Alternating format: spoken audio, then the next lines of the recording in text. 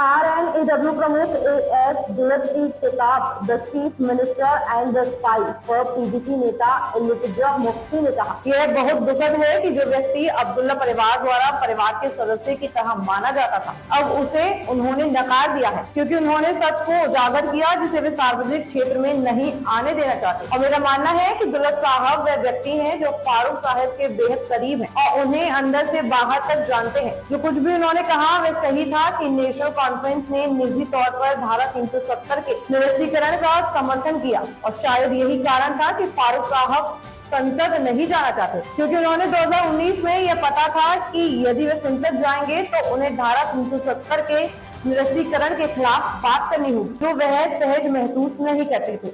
It's very sad that somebody who's treated as a family member by the Abdullahs is now being disowned by them because he exposed the truths which they didn't want to come out in the public domain.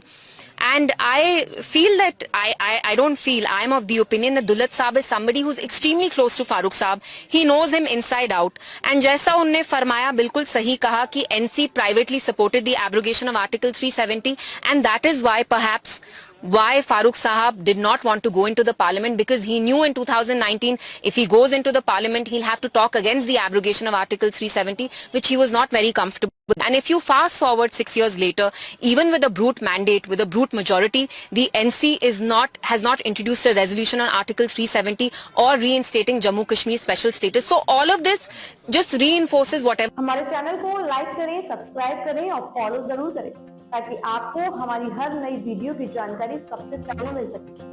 आपका support हमारे लिए बहुत कीमती है, इसलिए जुड़े रहिए हमसे और अपने दोस्तों के साथ भी शेयर करना ना भूलें।